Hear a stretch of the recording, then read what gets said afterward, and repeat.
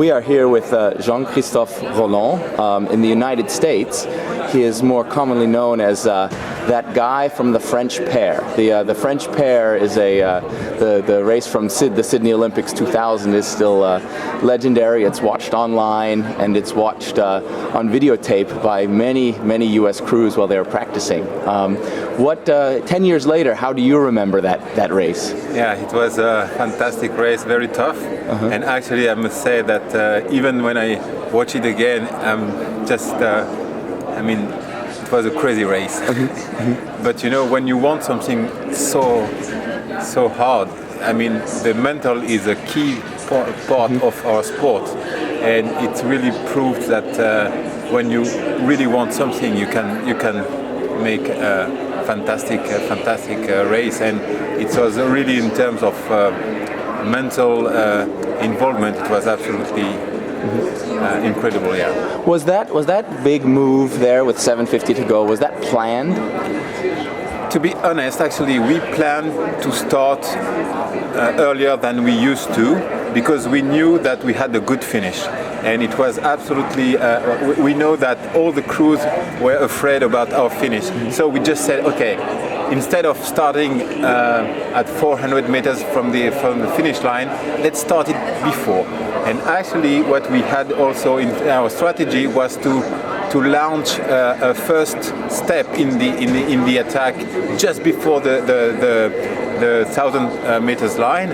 And actually, because this attack was very good, we keep on going this attack, and actually we didn't stop. And when we crossed all the crews between during the third 500 meters, it was impossible to stop at that stage and to let all the crews coming back. That's why we started we keep on that at that level, and I must say that the end was a nightmare, because we are absolutely tired and exhausted, and yeah. So at the end, our weakness, the third 500 meters, became, for this last race, our really strong, a very strong and strength power. So it was very fantastic. Yeah. What was within that move, that big surge? What was the communication within your crew? As you know, we can't communicate and do and speak and do a lot of long phrases. It's in rowing communication. It's just about key words or even feelings. And so we launched the attack, and Michel, my teammate, who his role was to understand how the races was going on and to control all the other crews. And so we had some keywords to launch the attacks, and at the end when we are completely exhausted, what you have to try is to get very I would say in depth with your mental, and so we create something very emotional. And it was the names of our young boys, and I must say that in the last 200 meters, it helps a lot. Just mentioning in our heads, just mentioning the names of our two little boys. You and your partner Michel had been together for quite some time.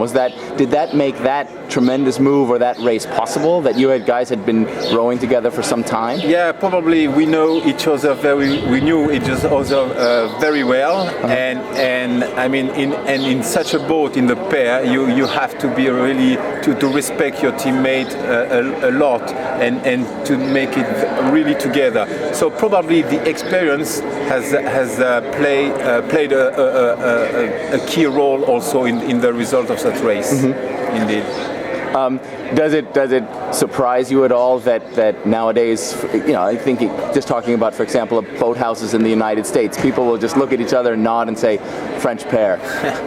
Yeah, I mean, it's amazing. It's amazing, and 10 years later, because I mean, we had I don't know how many races, rowing races since then, and this final remains a key rowing race. So I'm very proud of that, and I'm very happy, and to know that even 10 years later you have young rowers.